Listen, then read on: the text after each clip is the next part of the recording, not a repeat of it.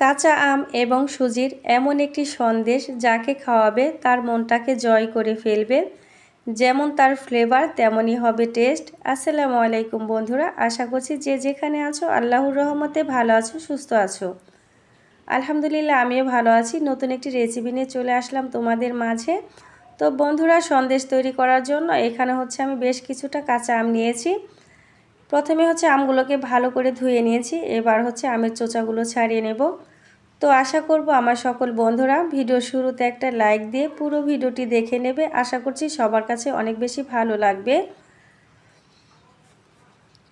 দেশ দেশের বাহিরে যে যেখান থেকে আমার ভিডিওটি দেখছো এবং রেগুলার যে সকল বন্ধুরা আমার ভিডিও দেখো, সবাইকে অনেক অনেক ধন্যবাদ এবং মন থেকে দোয়ার ভালোবাসা রইল। তো একে করে সবগুলো আমের চোচা ছাড়িয়ে নেব। খুবই সহজভাবে এই সন্দেশটা তৈরি করা যায়, খেতে ভীষণ মজা হয়ে থাকে। তো সবগুলো আমের চোচা ছাড়ানো হয়ে গিয়েছে। আমগুলোকে ধুয়ে নিয়ে এবার আমের আঁটি থেকে আমটাকে ছাড়িয়ে নেব।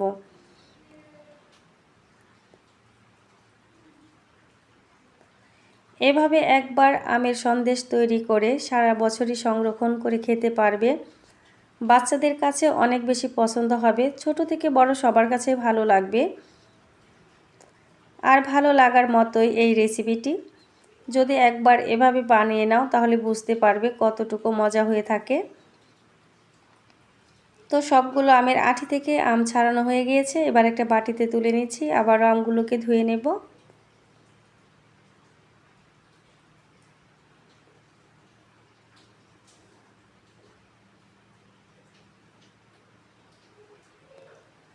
যে সকল নতুন বন্ধুরা প্রথমবার আমার চ্যানেলে ভিজিট করেছো, আমার রেসিপির কোনো অংশ ভালো লেগে থাকলে চ্যানেলটাকে সাবস্ক্রাইব করে পাশে থাকা বেল আইকনটি অন করে নেবে পরবর্তী ভিডিওটি পাওয়ার জন্য। তোমরা তোমাদের সময় সুযোগ বুঝে আমার ভিডিওটি দেখে নিতে পারবে যখন খুশি তখন।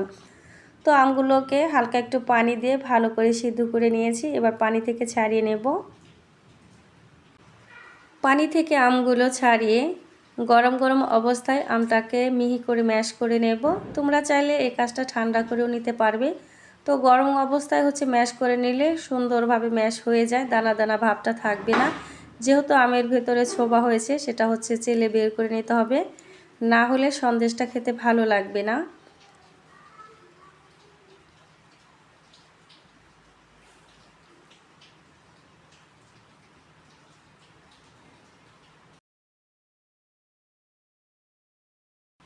খুব সুন্দর করে ম্যাশ করে নেওয়া হয়ে গিয়েছে। এবার একটা চালনির সাহায্যে চেলে নেব।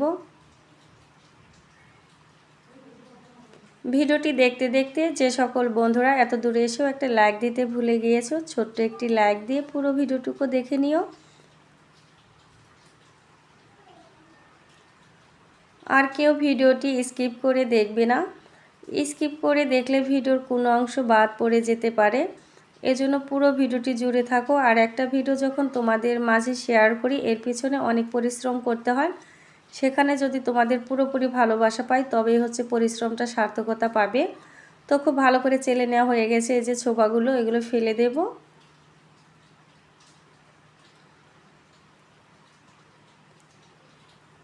এবারে আমের পিউরিটাকে একটা বাটিতে নিয়ে নেব একটা পরিমাণ করার জন্য। আমি এই সন্দেশটাকে হালকা একটু টক করে বানাবো, এজন্য আমি বাটি মেপে নিচ্ছি। তোমরা যদি মিষ্টির পরিমাণটা বাড়িয়ে দিতে চাও তাহলে আমের পিউরি এবং চিনির পরিমাণটা সমান সমান দিলে মিষ্টিটা হয়ে যাবে। তো আমের পিউরি থেকে আমি চিনির পরিমাণটা সামান্য একটু কম নিয়েছি, আর সঙ্গে নিয়েছি কিছুটা পরিমাণ সুজি। এবার কিচেনে চলে আসলাম, চুলাতে একটা প্যান বসিয়ে চিনি দিয়ে দিলাম। তো বন্ধুরা, এখানে সামান্য একটু পানি আমি দিয়েছিলাম, সেটা স্কিপ হয়ে গিয়েছে। খুব বেশি পানি দেইনি, 2 টেবিল চামচের পরিমাণ হবে পানি দিয়েছিলাম। এতে খুব তাড়াতাড়ি চিনিটা গলে যাবে। এই যে দেখো চিনিটা কিন্তু গলে গেছে, আর একটু দলা পেকে গেছে, সমস্যা নেই, এটা আস্তে আস্তে এটা গলে যাবে। তো চিনিটা যখন পুরোপুরি গলে যাবে তখনই আমের পিউরিটা দিয়ে ধীরে ধীরে রান্না করে নেব। এ পর্যায়ে চুলার আঁচটা মিডিয়াম থেকে একটু বেশি আছে। তো এভাবে ধীরে ধীরে নেড়ে চেড়ে রান্না করতে থাকবো। একটা সময় খুব সুন্দর একটি কালার চলে আসবে। এই যে দেখো রান্না করতে করতে অনেকটা ঘনত্ব হয়ে গিয়েছে এবং কালারটা কিন্তু চেঞ্জ হয়ে গিয়েছে। এ পর্যায়ে এখানে যে সুজি নিয়েছিলাম সেই সুজিটা একটু একটু করে দেব, একসঙ্গে পুরো সুজি দেয়া যাবে না, না হলে দলা পেকে যাবে, সন্দেশটা ভালো হবে না।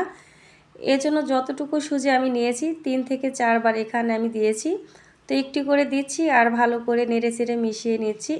এ পর্যায়ে চুলার জালটা একদম লোতে রেখেছি, না হলে সুজিটা ফুটে উঠবে না। আমের পিউরিটা ঘন হবে ঠিকই, সুজিটা কাঁচা থেকে যেতে পারে। তো ভালো করে সুজি আমের পিউরির সঙ্গে মেশানোর পর এখানে স্বাদ বাড়ানোর জন্য একটু লবণ দিয়ে দিলাম, যেহেতু টক মিষ্টি হবে। তো মিষ্টি এবং টকের ব্যালেন্স ঠিক রাখার জন্য সামান্য একটু লবণ ব্যবহার করছি। এবার ঢাকনা দিয়ে ঢেকে রাখবো, কিছুক্ষণ পর ঢাকনাটা তুলে আবার নেড়ে ছেড়ে দেবো। খুব বেশি লম্বা টাইমের জন্য ঢাকনা দিয়ে রাখবে না, না হলে নিচ থেকে লেগে যাবে। একদম লাস্ট পর্যায়ে তখন অনবরত নাড়তেই হবে। এই যে দেখো রান্না করতে করতে কতটা ঘনত্ব চলে এসেছে। তো তোমরা কি করে বুঝবে সন্দেশ হওয়ার জন্য আমের পিউরিটা একদম রেডি?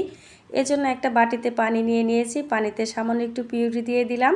তো যখন দেখবে পানির ভেতরে আমের পিউরিটা দেওয়ার পর শক্ত হয়ে গেছে, তখন বুঝতে হবে এটা একদম পারফেক্টভাবে রেডি হয়ে গিয়েছে। যদি দেখো পানির ভেতরে আমের পিউরিটা দেবার পর হালকা শক্ত নরম নরম আছে, তাহলে বুঝবে আর একটু জাল করে নিতে হবে। তো আমার পিউরিটা একদম রেডি হয়ে গিয়েছে। একটা স্টিলের থালা নিয়েছি, সরিষার তেল ব্রাশ করে এবার আমের পিউরিটা দিয়ে ভালো করে ছড়িয়ে নিচ্ছি। আমার ভিডিও কিংবা ভয়েসের মাঝে কোথাও ভুল হলে বন্ধুরা সবাই ক্ষমা সুন্দর দৃষ্টিতে দেখবে। আর রেসিপিটি তোমাদের কাছে কেমন লাগলো কমেন্টের মাধ্যমে গঠনমূলক একটি কমেন্ট রেখে যেও। তোমাদের কমেন্টগুলো পড়তে অনেক বেশি ভালো লাগে এবং নতুন ভিডিও বানাতে উৎসাহিত হই। তো থালাতে খুব ভালোভাবে ছড়িয়ে নিয়েছি। এবার একটা ব্রাশের সাহায্যে ব্রাশ দিয়ে চেপে চেপে নিচ্ছি, এতে করে আমের পিউরিটা যেন কোথাও মোটা কোথাও পাতলা না হয় এবং উপর সাইডটা যেন সমান হয়। এজন্য ব্রাশ দিয়ে এভাবে ব্রাশ করে নিচ্ছি।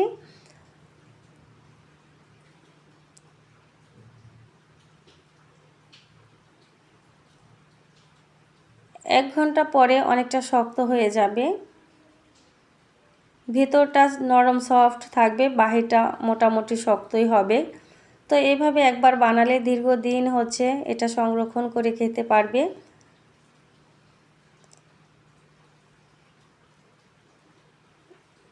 এবার গরম গরম অবস্থাতে আমি কিছুটা কিশমিশ চেপে চেপে দিয়ে দেব, এতে করে খুব সুন্দর করে সন্দেশের ভেতরে সেট হয়ে যাবে।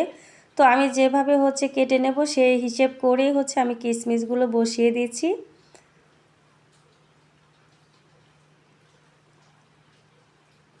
সন্দেশটা কেটে নেবার পর যদি আমি কিশমিশটা দিতে যাই, সেক্ষেত্রে কিশমিশ কিন্তু সেট হবে না, পড়ে যাবে। এজন্য আমি গরম গরম অবস্থাতে একটু চেপে চেপে বসিয়ে দিচ্ছি।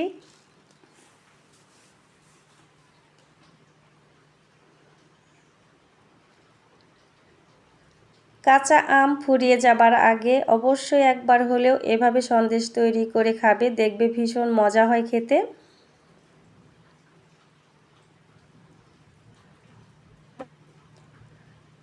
তো ফিরে আসলাম 20 থেকে 25 মিনিট পর। তো এখনও হালকা একটু গরম আছে। তো এই অবস্থাতে আমি কেটে নেব, কারণ আমার বাচ্চারা খেতে চাচ্ছে। একটা কুকি কাটা নিয়েছি, এটা দিয়ে কয়েকটা বানাবো, বাকিগুলো চাকু দিয়ে কেটে নেব। তোমরা তোমাদের পছন্দ অনুযায়ী যে কোনো শেপ করে বানাতে পারবে। এই যে দেখো কত সুন্দর লাগছে দেখতে। আমার বিশ্বাস সন্দেশ রেসিপিটি আমার সকল বন্ধুদের কাছে ভালো লেগেছে।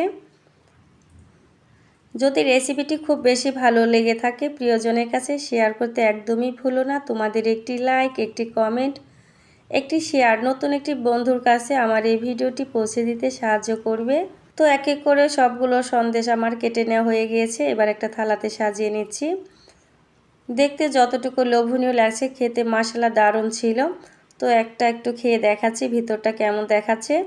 তো আজকের মতো রেসিপি থেকে বিদায় নেব, আবার চলে আসবো তোমাদের মাঝে নতুন কোনো ভিডিও নিয়ে। সে পর্যন্ত সবাই ভালো থেকো, সুস্থ থেকো, আল্লাহ হাফেজ।